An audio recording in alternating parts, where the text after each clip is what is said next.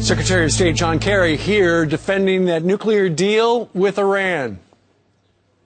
The national security of the United States is stronger under this first step agreement than it was before. Israel's national security is stronger than it was the day before we entered into this agreement. And the Gulf and Middle East interests are more secure than they were the day before we entered this agreement. Really?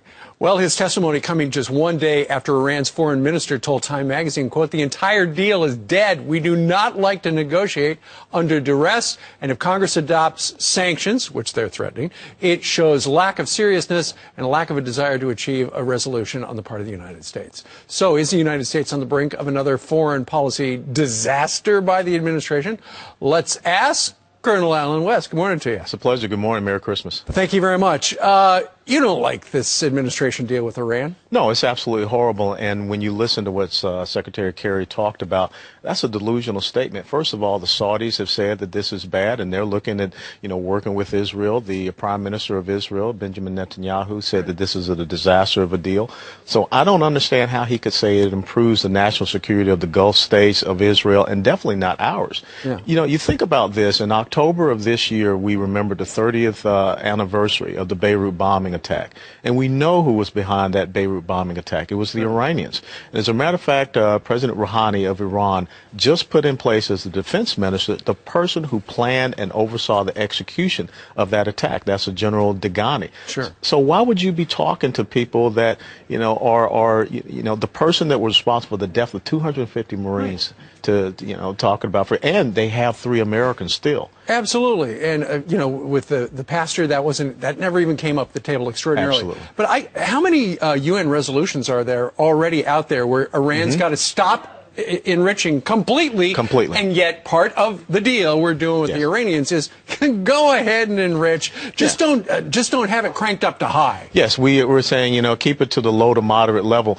And the thing we have to understand, as long as they can continue to enrich that uranium, it does not mean that they have to have a nuclear warhead on a missile. Right. If you can put it in a briefcase, if you can put it in a bag and take it to a major urban economic center, that's a capability we don't want them to have. They have to dismantle that program. It does seem like such a bad deal. It's bipartisan opposition on Capitol Hill, where they're going to come up with some new sanctions.